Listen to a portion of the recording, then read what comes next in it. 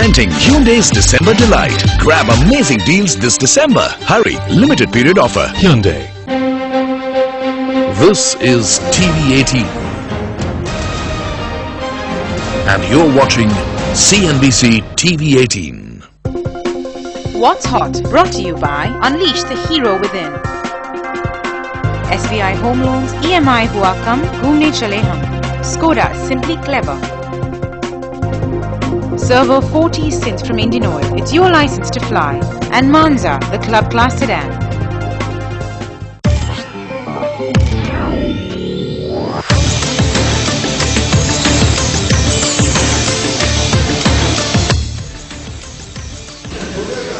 आलू और टमाटर विदेश से निर्यात करने का काम किया, लेकिन पंजाब के किसान से आलू और टमाटर नहीं लिया। वॉलमार्ट चाइना में फेल हो गया, कारफूर भी फेल हो गया, और आप कहते हैं कि वॉलमार्ट ने सबको खरीद लिया। The government gets it from left, right. Mulayam and Mayawati on retail FDI. Combined opposition seeks the government withdraw its decision, but SP and the BSP still keep everyone guessing on how they will vote. The Finance Ministry meets Moody's officials to pitch for an improvement in India's ratings. The Economic Affairs Secretary says the agency is concerned about India's deficits, high inflation and a stressed banking system. The International Olympic Committee suspends the Indian Olympic Association, says the association flouted election norms despite several warnings, says intervention by the Indian government must stop.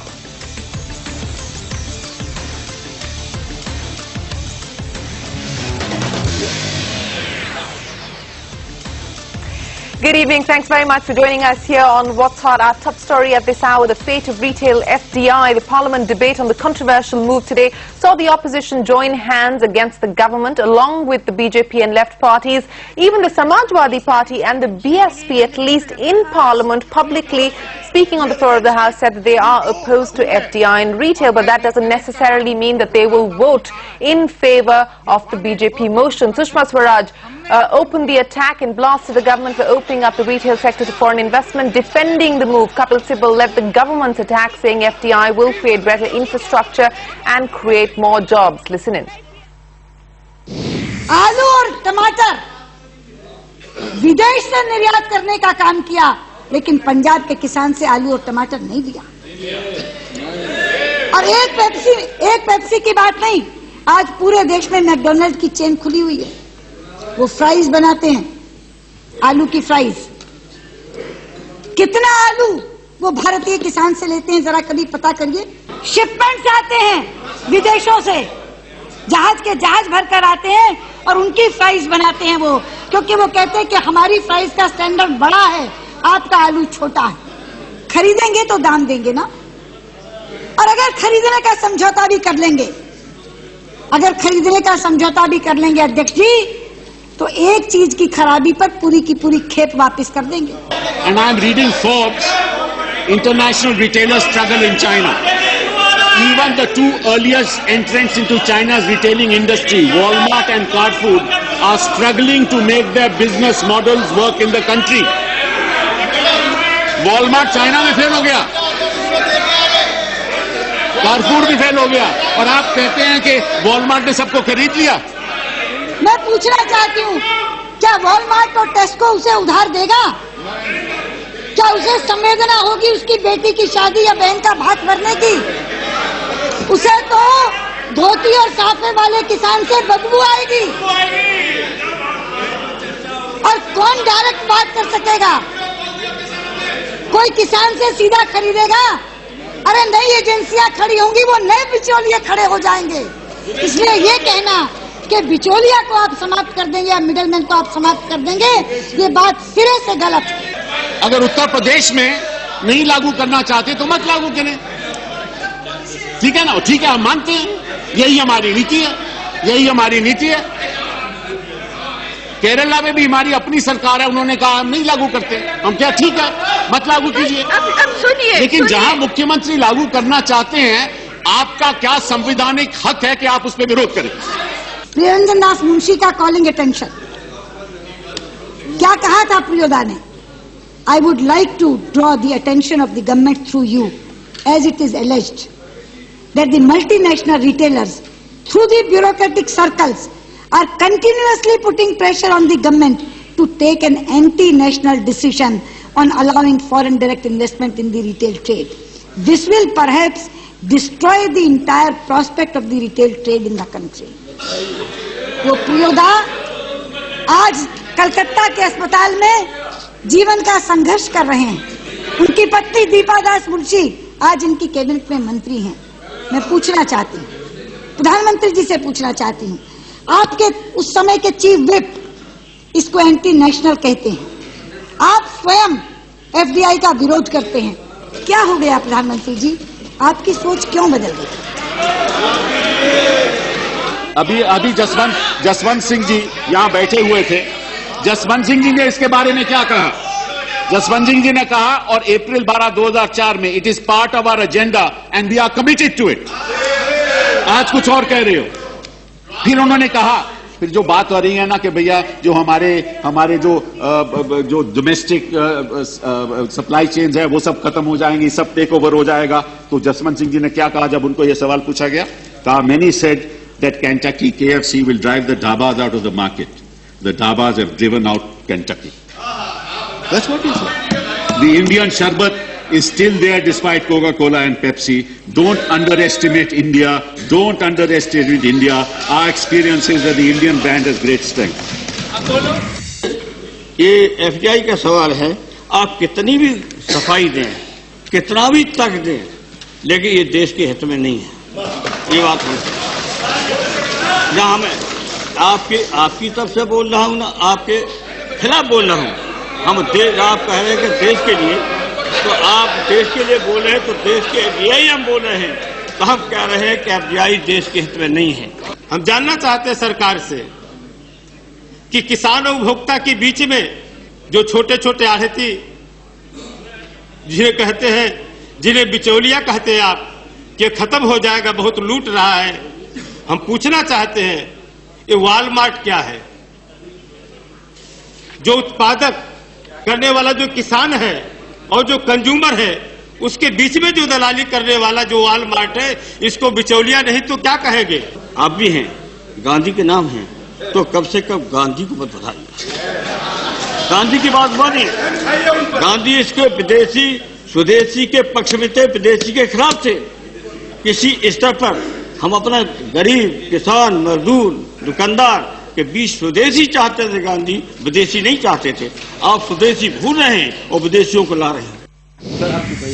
Well, that was the drama and debate in Parliament. But let's go across now to my colleague Bhupen Chaubey on what we should make of the statements coming in from the Samajwadi Party and the BSP on the floor of the House. Bhupen, anti-FDI positions being taken by both the SP and the Samajwadi Party. What do the numbers look like, especially if we were to look at the Rajya Sabha? And do you believe that there is any possibility now of a U-turn as far as the SP and the BSP are concerned, given what they had to say today? So the focus now is completely on numbers. The government believes that it does have the numbers both in the Lok Sabha and Rajya Sabha to sail through this motion on foreign direct investment as well as the amendments to the FEMA Act. Let's take you through the numbers then. First, in the Lok Sabha, where the government believes that it is absolutely comfortably placed. The government's view is that it has done its arithmetic right, and here's why: because it has a support of 261 when the halfway mark is 251. The best case scenario for the government is that even the BSP ultimately can be won over to cast its vote in the government's favor. That would take that tally to 282. Now, all these other small parties, the TRS which is opposed to the Congress, even if you take it to the opposition camp, even Babulal Marandi's Jharkhand Vikas Morcha, added to the opposition's quota, absolutely no difference whatsoever. Government is safe and sound. Where is the battle then? The battle is being fought in the Rajya Sabha. So let's take you then inside the numbers of the Rajya Sabha. How does the government stack up when it comes to the Rajya Sabha? 102 is the committed support for the government when the halfway mark is 110. Where is the remaining 8 going to come from? BSP and SP likely to be abstaining, but just like in Lok Sabha, government will be hoping that since Mayawati is a member here in the Rajya Sabha, she will ultimately end up casting her vote here with the government, because she herself said at a press conference that she doesn't want to be seen with communal forces, read the BJP. Well, that's what it boils down to. It seems to boil down to is that neither parties would want to seem aligning with communal forces. Joining us to make sense of what was said and not said in Parliament, Sunil Jain of Financial Express and Ajay Bahl, founder of AZB and Partners. Gentlemen, appreciate you joining us here on CNBC TV 18. Ajay, let me start with the technicalities and get that out of the way because it's boring stuff. Section 48, the amendment, the rules of FEMA very clearly say that the amendments have to be cleared by both the Lok Sabha as well as the Rajya Sabha. The government is confident of its numbers in the Lok Sabha, unsure in the Rajya Sabha. If it doesn't get passed by the Rajya Sabha, what then happens? It's a problem. The law doesn't get changed. And the fact is that even if you have a policy can't trump the law, unfortunately. And as far as FEMA is concerned, multi-brand retail was, for purposes of foreign direct investment in it, was under the prohibited list. So it has to be removed from that list by an amendment of the law. So if Section 48 entails a vote, which it does in both houses of Parliament and the Rajya Sabha, the vote goes against the government. If it does get to a situation of a vote, the law does not change. Yes, to that extent. There are a number of other amendments, incidentally. You know, FEMA, they've amended the FEMA to bring in a lot of other policy changes that they had not brought into the law. So that particular part of the amendment which is not approved would then not be would not constitute okay, a valid so at amendment. this point in time, the government seems to be confident of its arithmetic. We don't know how it's finally going to play out. But Sunil Jain, let's come to the debate. Let's come to the arguments.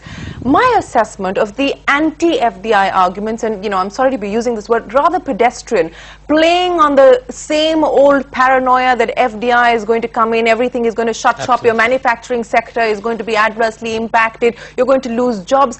What is the big fuss about? Why is it okay for Indian companies who are all Fortune 500 companies who are investing billions of dollars into the retail business to run organized retail chains, but not okay for a foreigner to run an organized retail chain? Well, clearly it seems to be, a good thing if you die at Reliance's hand, and it seems to be a bad thing if you die at the hands of Walmart. That seems to be the argument being made.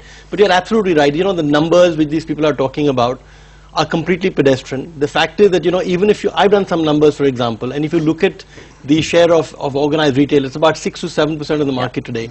Assuming that there's a huge jump and that increases to 3 times in the next 10 years, there's still enough place for the Kirana chap to grow by 40% in the next 10 years. So there is no problem as far as the Kirana is concerned at all. If you look at the at-risk market, if you will, you know, those 21 cities within the 7 or 8 odd states which have agreed to this, the at-risk market is about 8 to 10% of the total market. So in any what case, is the fuss about? So in any case, none of these numbers make any sense at all. And you know, the point that you made, you know, when we were talking earlier, if there's one guy that's closing down today, it's the organized retailer. It's your Subiksha. It's, you know, it's Pantaloon which is selling off parts of it, company just to, you know, look after the debt. Yeah. So there's no problem at all as far as the, you know, I think, Shireen, actually, if there's anybody that's a danger, if there's anybody that's being protected, it's your big organized Indian retail. This is not about the Kirana. This is just a sideshow being played. It's like sort of puppets being put in place. Yeah. And it's not about the Kirana at all. The story is elsewhere. Ajay Bahl, how do you respond to the arguments? And really, we come back again to this issue of FDI. You know, FDI in an indirect fashion already exists as far as the retail sector in India is concerned. As direct, if you don't look at FDI, take a foreign investment in this broadest sense. Every listed company which is on the stock exchange can have a minimum of 26% foreign shareholding. Pantaloon has 22% FII shareholding. Bata has 18% shareholding. Titan has 16%. Tribhuvan Das 11%. As these are, therefore, economic value-wise, foreign investment, forget FDI as a technical, foreign investment in retail is alive and kicking. And all this, you must appreciate, has displaced Indian investment because pre-IPO, no foreign investor can come in. So some Indian investor put in money and in fact has been replaced by a foreign investor. So it means it's just timing. If FDI would have meant money coming in, here it means money came in from an Indian investor and got replaced by FIIs. And as Mr. Chidambaram said, FDI is long term. You cannot get your money back until any return unless you make profit. You can't just exit. Sure. So I just don't understand. But how are foreign investors reading this? And you know, what is going on in Parliament? I mean, do foreign investors really care about the arguments that are being presented, or do foreign investors finally want certainty? Either you vote for us, you vote against us, but give us a clear answer about how we should proceed in this country. What are your clients telling you? Well, you know, I'll tell you, the issue is not that multi-brand retail, FDI and multi-brand retail is suddenly going to, in our view, have a flood of investment into it, etc., compared to what happened with telecom or other sectors. But it's a signal.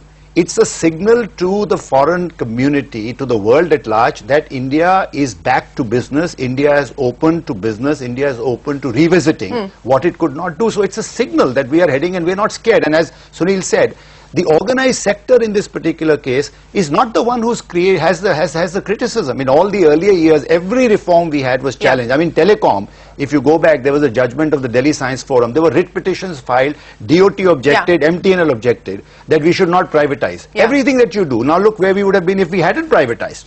Okay, but Sunil, you heard what Mulayam Singh Yadav had to say in Parliament. You heard what the BSP leader Dara Singh had to say in Parliament. All indications at this point in time from political sources suggest that they are going to abstain. They are unlikely to vote in favour, but they will abstain. Given the kind of strident opposition on the floor of the House, how do they extricate themselves from this situation? Do you believe that perhaps things could go horribly wrong for the government when it comes to numbers, or do you believe that this is public posturing? Well, I think it's clearly public posturing. They are, even on the Rajya Sabha, these people are going to abstain, so you will have, the FEMA things that we're talking about. I think they will go through. But I think there's one little point that everybody is missing. We need to just sort of stress on that for a moment. Everybody, Sushma Swaraj said that McDonald's buys potatoes, but they buy them from abroad. They don't buy them from India. But that's factually incorrect. Exactly. I mean, I think that's incorrect. But I think the most important point which we need to point out is that if the farmer is actually getting shafted, if the farmer is not getting a good deal, guess who's responsible for that? The Punjab government levies a 14% tax on anything that comes to the mandi. So that's 14% that goes out of the farmer's pocket. The Artiya, the person that Mulayam Singh's heart seems to bleed for, the Artiya gets about 10% of the margin. So the small farmer is actually being hit by the vested interests, which are actually propped up by the state government or could be proxies for them. So once you get in big retail, it's not a matter whether it's Indian or foreign. If you just open up that bottleneck, the farmer will help. I mean, they haven't even, most states haven't even moved on amending the APMC Act. And neither Sushma Swaraj nor Arun Jaitley are talking about it. Certainly Mulayam Singh Yadav is not talking about it. What if this goes horribly wrong for the government, Ajay Bahel? Then it puts into jeopardy FDI in insurance, FDI in pension, and the reverse. If this goes through, then it means good news for the other FDI-related reforms, insurance and pension. If this were to go against the government, do you believe that we are actually going to see another crisis? I mean, just when confidence seemed to be returning to the Indian markets and to the investment community, do you believe this is going to be a huge setback? I believe it's going to be a huge setback. I mean, in more ways than one. They've now announced a policy, they went back on it, reinstated the policy, changed the law. I think this will be probably the first time ever that an economic law has actually been rejected. And it's not When was the last time we ever heard of a FEMA notification and a FEMA amendment being discussed on the floor of the House? Or being challenged. Well, that's progress in one That's progress, absolutely. That's the irony. So you can buy a Mont Blanc pen, you can buy an imported car, you can wear, imported watches, but buying Indian goods from an Indian store is bad because there is foreign investment in that store. I mean, to me, it just sounds absolutely bizarre. So, stick your necks out. Do you believe it will go through, Ajay? Well, I'm sincerely hoping it does. I think it's... who knows? I mean, I saw the criticism on the floor today, and as you rightly said, the question is, can they dig themselves out? Can they even abstain, having been so strident in their criticism? I heard Mr. Mulayam Singh, he was advising the government, wait 2 years. I know, wait 2 years, put it back in abeyance. But they put in there, the escape lines there. The communal forces, we will not align with communal forces. So you believe that it will go through. Absolutely, that's the escape. That is the escape route. Gentlemen, appreciate you joining us here on CNBC TV 18. The vote, of course, in the Lok Sabha is tomorrow. The same process will start off in the Rajya Sabha day after. Let's see if the government manages to pass this one through. But up next, the Finance Ministry meets Moody's officials to pitch for an improvement in India's ratings. Details when we return.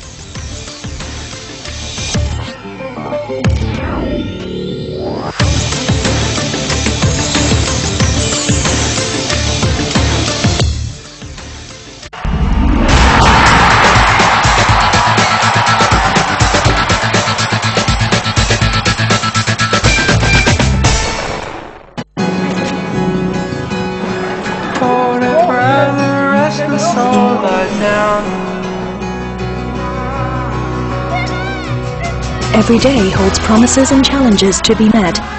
At the BNP Paribas Group, we understand it takes everyone to move the world forward. With our global expertise and local strengths, we strive for your success in Asia Pacific and beyond. BNP Paribas, the bank for a changing world.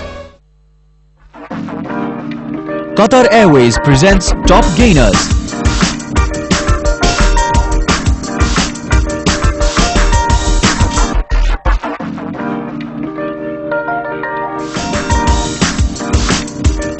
Brought to you by Qatar Airways, world's 5-star airline.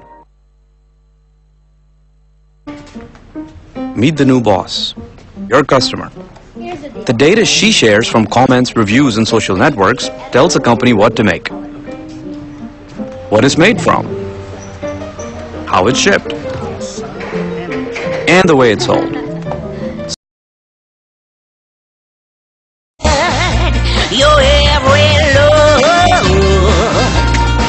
I've desired, your every move, and when I touch you, I feel inspired. Designs to desire.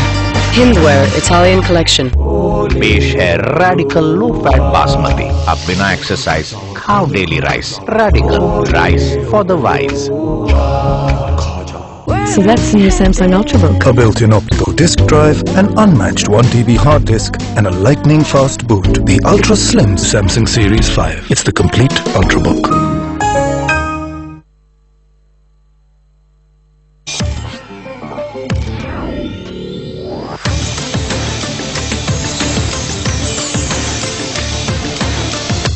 Well, let's move away from FDI and retail to the other top story. Finance Ministry officials met with rating agencies Moody's today. Arvind Mayaram, the Economic Affairs Secretary, said that Moody's raised issues over India's deficit, stubborn inflation and the highly stressed Indian banking system.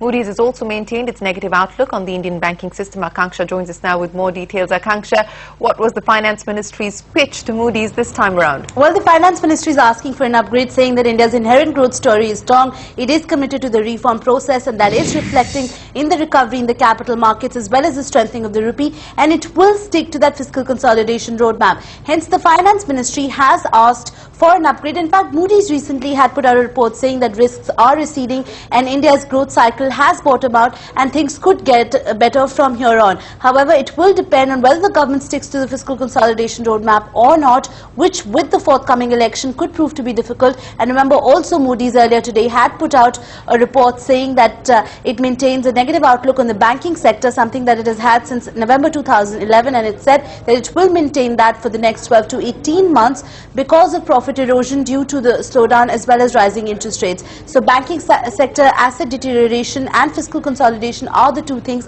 that the government needs to look out for. Back to you. All right, Akanksha, appreciate you joining us with those details. Now, in a huge embarrassment for India, the International Olympic Committee suspended the Indian Olympic Association, citing high government interference, a development which puts a bar on the country's Olympic participation. The IOC took the step having already won the IOA earlier. Remember, Delhi High Court had directed the IOA to hold the elections under a controversial government sports code, while the IOC wanted it to hold the elections by its own constitution and the Olympic Charter. So this is a big blow for India's sporting aspirations. With that, it is time for us to wrap up this edition of What's Hot. Don't go anywhere. As you can see, there's plenty to talk about, plenty to discuss and debate. We'll be back with another power-packed panel on India Business Hour in the next 30 minutes. Markets Today is up next.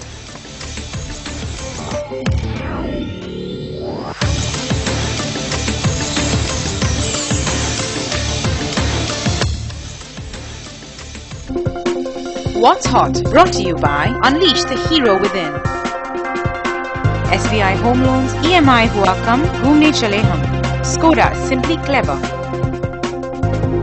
Servo 40 Synth from Indian Oil, it's your license to fly. And Manza, the club class sedan.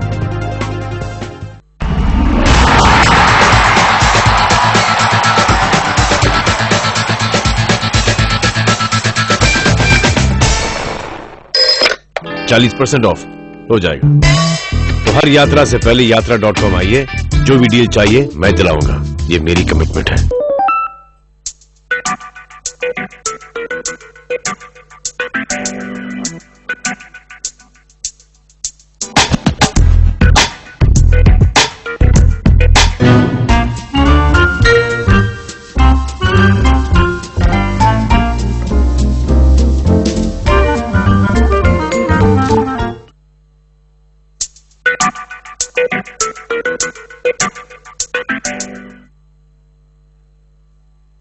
ये कौन है? है mummy और ये है पापा। एक दिन आपको भी ऐसा ही राजकुमार मिलेगा। वाह, ये भी मिलेगा। कैसे मिलेगा? सोने का रेट तो बढ़ता ही जा रहा है और इसकी शादी तक क्या पता कहाँ पहुँचेगा। टेंशन मत लो, पीसी ज्वेलर की ज्वेल्स फॉर लेस स्कीम है ना, जिसमें 12 किस्तें देंगे हम और 2 किस्तें देंगे पीसीजे। है ना फायदे का सौदा? Jeweller for generations, PC jeweller.